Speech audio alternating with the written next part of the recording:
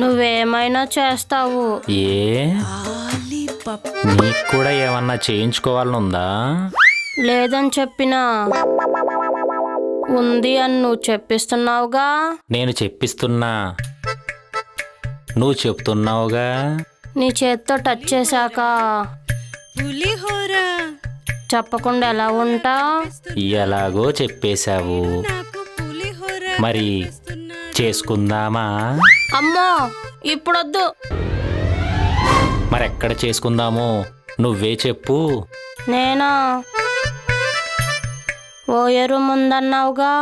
ఓహో, నీకు ఓయో రూమ్లో ఒంగులాట కావాలన్నమాట. అంటే చాటుగా చేసేవి చాటుగానే చెయ్యాలి కదా. అలా అంటావా? మరెప్పుడు వెళ్దాం ఓయో రూమ్కి? నేను చెప్తానులే.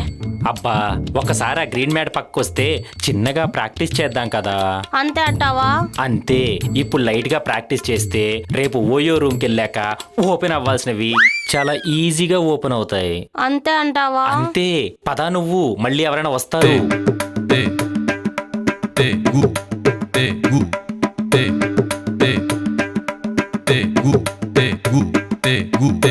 అమ్మా అమ్మా అమ్మా.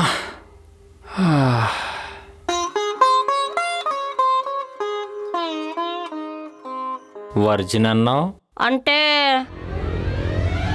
ఈ ఊర్లో వర్జన్నే, మా ఊర్లో మాత్రం వర్జన్ కాదు. ఓసిని యాసాలో. ఊర్లో ఒక వర్జినిటీ, ఊరు దాటాక ఒక వర్జినిటీ ఉండదే. నా వరకు అంతే. సర్లే, ఎలా ఉంది నా ఏరోప్లేన్ ల్యాండింగు?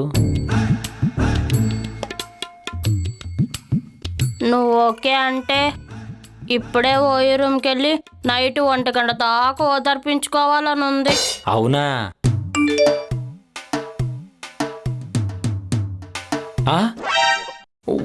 ఒట్టో గారు వచ్చేసారట. వాయమ్మో, అయితే మేడం గారు కూడా వచ్చేసి ఉంటారు.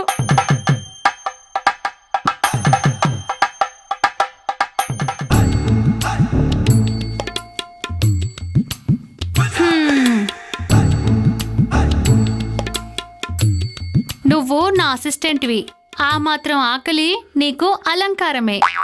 అంతేనంటారా మేడం? నీకు విషయం తెలుసా? ఇప్పుడు ఓటో గారు మన ఇంటికి వస్తున్నారు. అవునా? అయితే నన్ను వెళ్ళిపోమంటారా మేడం? అక్కర్లా, మన ఓటో గారి ఓవర్ చూపులు నీ మీద పడ్డాయి. అవునా? ఒక్కసారి ఓటో గారితో ఓటేపించుకున్నావనుకో, నీ వ్యాలెట్ ఎప్పుడు వేడిగా ఉంటది. మీకున్నట్లు అంతేగా? ఆరెంజ్ వాయింపుడు కూడా ఉంటది. ఏమంటావు మరి? ఆ మాత్రం వాయింపుడుంటేనే కదా నా వ్యాలెట్ కూడా వేడయ్యేది. ఓటో గారు వచ్చినట్టున్నారు. నీ డ్రెస్సింగ్ స్టైల్లో వేరియేషన్స్ ఇవ్వు. వెళ్ళు మరి. సరే మేడం.